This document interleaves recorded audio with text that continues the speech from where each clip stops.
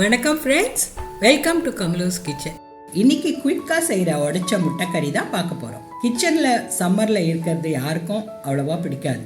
So நம்ம இன்னைக்கு ஹவுஸ் ஒய்ஃப்ஸ், office going people, beginners, bachelors எல்லாரும் செய்யக்கூடிய ஒரு ஈஸியான கறி தான் இது.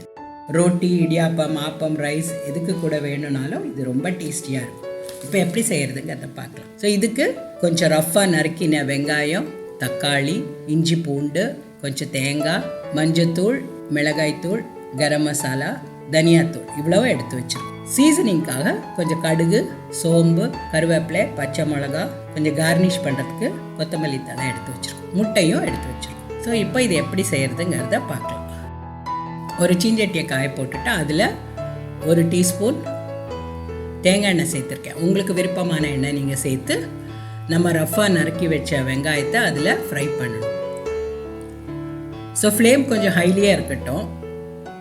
நீங்கள் அந்த வெங்காயத்தை அதோடு சேர்த்து கொஞ்சம் நல்லா வதக்கணும். வெங்காயம் வதங்கினதும் இஞ்சி பூண்டையும் அதோட சேர்த்து அதையும் சேர்த்து கொஞ்சம் நேரம் வதக்கணும்.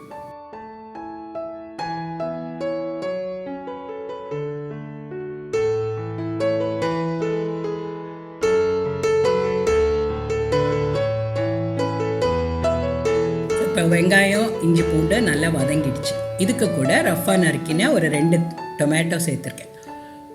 சின்ன டொமேட்டோனா 2 சேர்க்கலாம், பெருசாக இருந்தால் 1 கூட போதும். அதையும் சேர்த்து நல்லா ஃப்ரை பண்ணிக்கோங்க.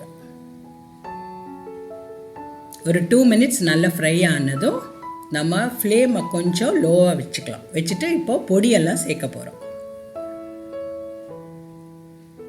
மஞ்சத்தூள், தனியா, garam masala, chilli powder, pepper, இந்த 5 பவுடர்ஸும் நம்ம அதோட சேர்த்து லோ ஃப்ளேமில் ஜஸ்ட் 1 மினிட் ஃப்ரை பண்ணினா போதும். அதுக்கு கூட 2 டேபிள் ஸ்பூன் தேங்காயும் சேர்த்து ஃப்ரை பண்ணிக்கலாம். தேங்காய் ரொம்ப ப்ரௌன் ஆகணும்னு இல்லை, கொஞ்சம் லைட்டாக வதங்கினா போதும்.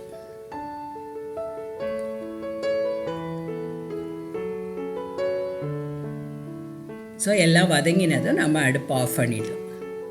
ஆஃப் பண்ணிவிட்டு கொஞ்சம் ஆற வைக்கலாம். இதெல்லாம் நல்லா ஆறினதும் நம்ம பிளெண்டரில் இல்லை மிக்சியில் போட்டு ஒரு ஸ்மூத் பேஸ்ட்டாக அரைச்சி வச்சுக்கணும். தேவைப்பட்டால் கொஞ்சம் தண்ணியும் சேர்த்துக்கலாம். அதில் சேர்த்து நல்லா ஒரு நைஸ் பேஸ்ட்டாக அரைச்சி வச்சுக்கணும். அது ரொம்ப முக்கியம். ஸோ இந்த மசாலா இப்படி ஸ்மூத்தாக ஒரு நல்ல பேஸ்ட்டாக கிடைக்கும். அதை எடுத்து ஒரு பாத்திரத்தில் நம்ம எடுத்து வச்சுக்கலாம். அதுக்கப்புறம் சீஞ்சட்டியில் அதே மாதிரி ஒரு 2 டீஸ்பூன் எண்ணெயும் சேர்த்து 1 டீஸ்பூன் கடுகு போட்டு பொரிக்கணும். கடுகு பொரிஞ்சதும் 1 டீஸ்பூன் சோம்பும் அதோட சேர்த்துக்கலாம். கருவேப்பிலை, கொஞ்சம் நறுக்கின பச்சை மிளகாவும் சேர்த்து நம்ம வதக்கலாம்.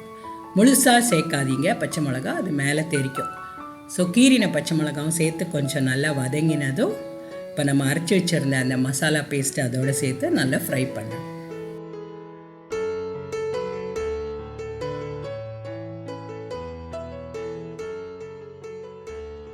ஸோ அந்த பேஸ்ட்டும் நல்லா ஒரு 3 மினிட்ஸ் ஃப்ரை ஆகணும்.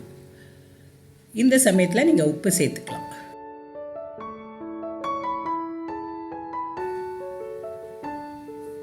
ஸோ நல்லா மசாலா ஃப்ரை ஆகி அது நல்லா வதங்கினதும் நம்ம மிக்சியில் அந்த நிறைய மசாலா ஒட்டிகிட்ருக்கோம், அதெல்லாம் தண்ணி ஊற்றி அதையும் அதுக்கு கூட சேர்த்து கொதிக்க வைக்கலாம்.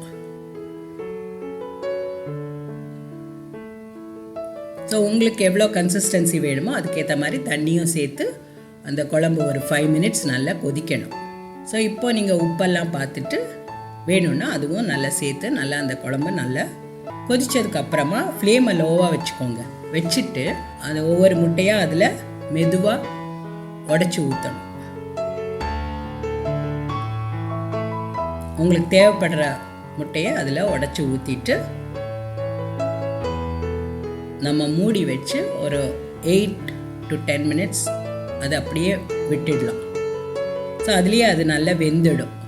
அதுக்கப்புறமா நீங்கள் கொத்தமல்லி தழையெல்லாம் நல்லா தூவிட்டு அடுப்பை ஆஃப் பண்ணி வச்சிடலாம்.